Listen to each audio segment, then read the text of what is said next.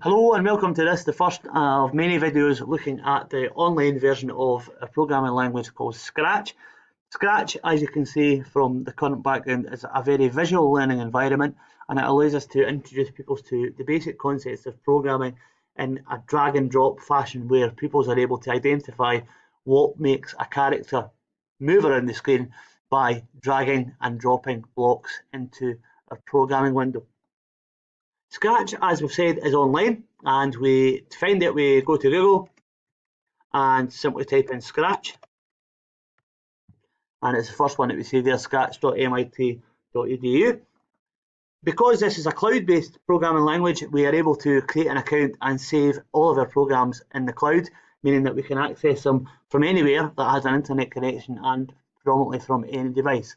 You'll see currently I am already logged in. If you are not logged in and you wish to create an account, the screen that you will see is an option to join Scratch. You would click that and you would fill out the details so that you can then log in for future reference. Currently I have an account, so I'm just going to sign in. Once we sign in, you'll see from the drop down menu there is an opportunity to look at what's called My Stuff. This is where all the programs that you have created can be found. If I click there, we'll see a list of all the projects that I have started. Okay, so today we're going to look at creating a file in Scratch. So we'll go to Create, and that will give us a blank Scratch environment, a blank programming environment. At the top, it's currently called Untitled 17. We are going to change the name of that to Project 1. And because it's cloud-based, everything that we do saves automatically, so there's no need to click Save at this point in time. It does save it as we are going. If you wish to, though, go to File and Save Now. That will make sure that it has been saved as Project 1. Okay, so let me talk first about the Scratch environment very quickly. We have a cat down here. This is called a sprite. These are the things that we program to make them move or do certain things. We have this area here which is called the stage or the backdrop. Currently that backdrop is white, there's nothing on it. We are able to manipulate that to create a background for an animation or a program that we do. We have two important icons up here. We have Start, the green flag, and we have Stop, the red hexagon, which starts and stops the program from running. We have our block categories here, so we have a series of different blocks that we can use. So we have motion, looks, sound, pen, and various others. And we'll look at these through the course of our programming in Scratch, and we'll look at when we need to use particular aspects of these tabs that we have, or block categories. We have these blocks, or these palettes within the block categories that we are able to drag over into the coding window, or the script area, which allows us to then build up a program. So we can drag them on, or we can drag them off. So usually with an event program, we can say when the green flag is clicked, and then we can go back and put a series of different operations there that will run when we click on run. So you'll see that when the green flag is clicked, the sprite or the character, the cat in this case, is going to move 10 steps, and every time we click the green flag, we can see the cat moving that 10 steps forward. Okay, so the first program we're going to look at today is very straightforward, and it's a simple program that will enable us to control the movement of a sprite around the stage. And we'll know we've been successful if our sprite can move left, right, up and down, and we can also control it with the keys on our keyboard. And that's the learning intentions and success criteria for today. So let's look first of all at making the sprite move to the right. So we've logged into our account, we've created an account, and we're going to get rid of this code that I demonstrated earlier. So we're back to a blank project called Project 1. So what we're going to do first of all is we have our cat. We're going to move that to the centre of the screen.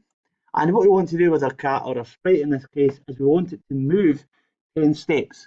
Because ultimately we want it to move to the right. So in order to do that, we're going to drag in the motion aspect first, the moving 10 steps. So if we drag that over into our script window, we will then move on to the next page. And what we want to do as well, when the cat is moving, we want to change the costume. Now the costume, if we'll go to looks, the cat has two costumes, and this will simulate the fact that it walks. So the legs will appear to be moving when we run this program. So we're going to move it forward 10 steps, and once we move it forward, we're going to change the costume to the next costume on the sprite. And if we actually click on the info on the sprite, costume, sorry, we'll be able to see that's costume 1 and costume 2. And if I click on those very quickly, we'll see that what it's actually doing is simulating the cat walking. If we can get faster, it simulates that the cat is moving. So all we're doing with that particular script is we're moving it forward 10 steps and we're changing it to the next costume. We're going to add another block to the top of this, which is a motion block, and it's going to say point in a certain direction. Now, the first thing that we want to do is move the cat to the right hand side, so the direction that we're going to point to is the right hand side, and we can pick that from the drop down menu that appears. Okay, let's just save that then, and let's copy the same piece of code for moving our cat to the left. So what I've done is I've right clicked on that block of code, I'm going to click duplicate, and I'm going to put it over here. Now, it's exactly the same as that one, the only difference being that we're going to point the cat, in this case, in the direction of left, -90. Similarly again for up, we're going to copy that code, put it in here, change that to direction up, and similarly again for down, we'll right click, duplicate, and point in the direction of down. So we've now got 4 blocks of code there. That one moves it to the right, that one to the left, that one up, and that one down. The only problem is that we don't have an event to make these particular pieces of code work. So currently, what is it we do to make it go left? What is it we do to make it go right? We have to put an event in, and that event is going to simply be when the space key is pressed. Now, we're not going to use the space key, but that drop down allows you to change the key that you're using. So we're going to drag that in. And just a reminder, this is the one that's pointing right, so we're going to choose the right arrow. We're going to do the same again. This is the one that's pointing left, so we're going to choose the left arrow. Again, this one is pointing up, so we'll change that to up arrow. And lastly, this one is pointing down, so we'll change that to the down arrow. Okay, now other than that, we don't actually need to do anything. All that we have to do is move or use our left and right arrows and our up and down arrows. And now we have our cat responding. And it's quite important at this point in time to check that when you press the left arrow, it is moving left, right, right, up, and down, down. So that we're not, sometimes it can be easy to put the wrong code for the wrong button. So when we press up, the cat is actually going down instead of up.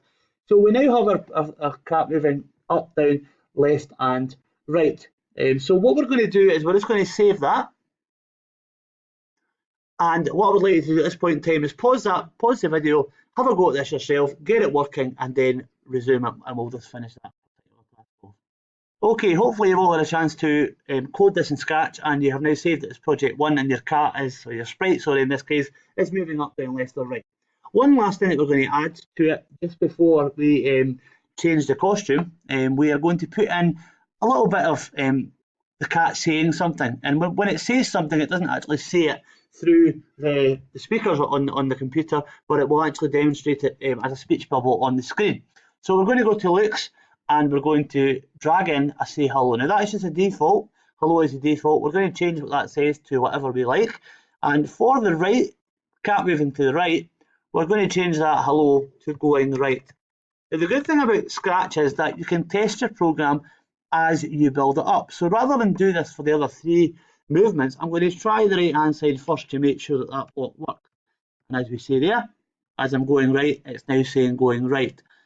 Now what I would like then to do is put that in for going left. And again, just check out the works before you go any further. So there we are, going left, going right,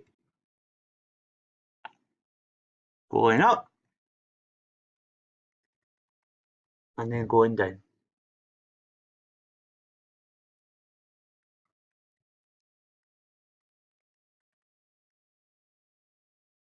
Okay, so we should now have the cat, or the sprite, sorry, going left, going up, going right, and going down. One last thing before we finish this short video, if you don't want the cat to be turning like it is, so it's currently upside down, if you click on the info, that button there on the sprite, You can change the rotation style. So currently it's going whatever direction it's pointing. You can change that to horizontally, so it will move left and right horizontally, up and down. The vertical won't change. Or you can just change it to it stays pointing the same direction at all times. So it will move in that direction, but it's always facing the same direction. So give that a go, and we'll see you for the next video.